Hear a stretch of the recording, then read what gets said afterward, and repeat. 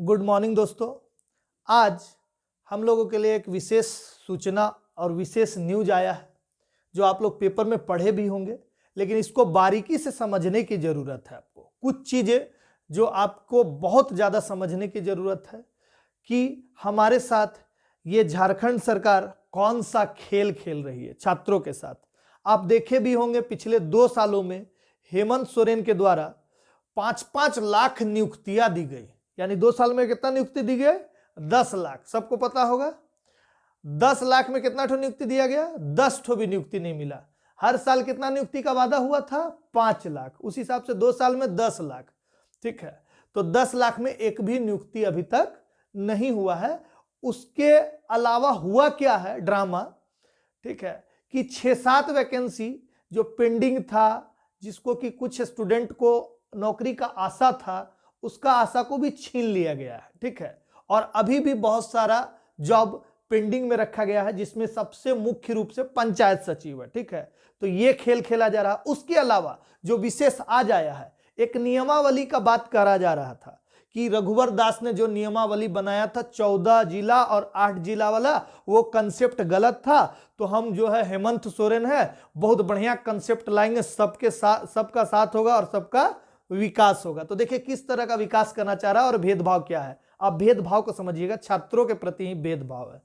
यहां पे कोर्ट, जो हाई कोर्ट, असंवैधानिक करार दे दिया है। प्रतीत होती है संशोधित परीक्षा संचालन नियमावली, यानी परीक्षा संचालन होने से पहले जो नियम बनता है, उस नियम को हाई कोर्ट ने क्या कहा है कि असंवैधानिक है। मतलब संविधान इस तरह का नियम का जो है साथ नहीं देगा, ऐसा हाईकोर्ट का कहना है। क्यों कहना है?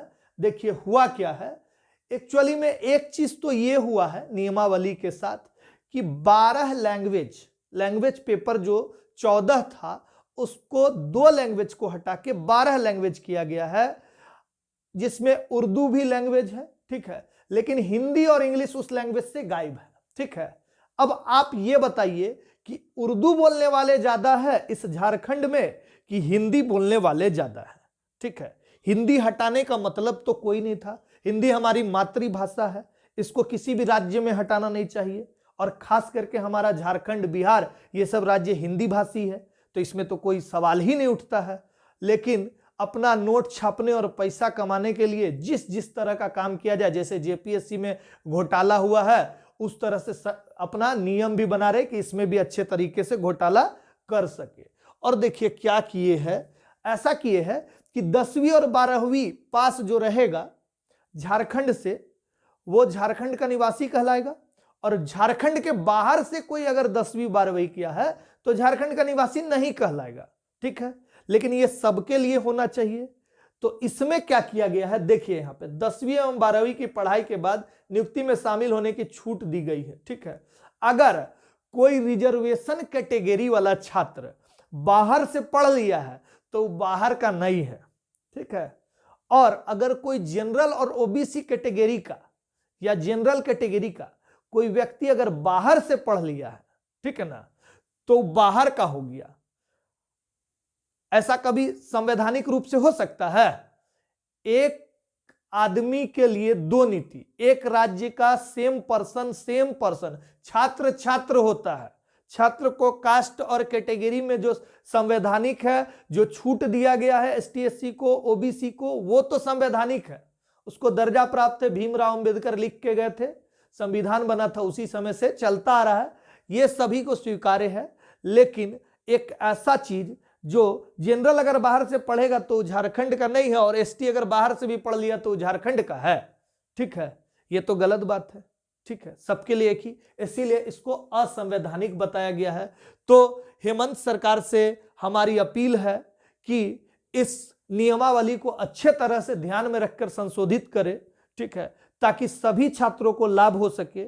रघुवर दास बनने की चेष्टा ना करें। रघुवर दास बने तो सबका जिंदगी लेके डूब गए। कई ऐसे छात्र थे जो बहुत गरीब घर से आते थे, बहुत मुश्किल से तैयारी किए थे। ठीक है, और आज भी वो धरने पे बैठते हैं तो लाठीचार्ज हो जाता है। ठीक है, ये सभी करने की जरूरत नहीं है आपको, नहीं तो बस और 3 साल बचे हैं। ठीक है, छात्र आपको छात्र की ताकत दिखाएगा। ठीक है, आप ध्यान में रखें और संशोधित अच्छे से करें, ठीक है।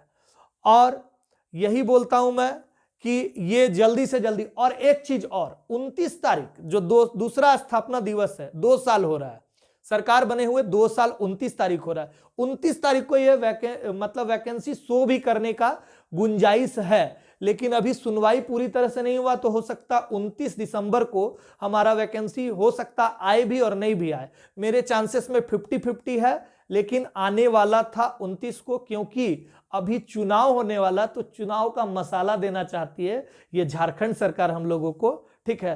तो छात्र ध्यान दे और इस चुनाव के मसाले से पलटी नहीं मारे, ठीक है। अपने सभी जो हक की लड़ाई है वो लड़े और इसको संशोधन कराए, और हिंदी और इंग्लिश आने से सभी को फायदा मिलेगा और सभी का जो है जॉब सुनिश्चित हो पाएगा। चलिए, धन्यवाद।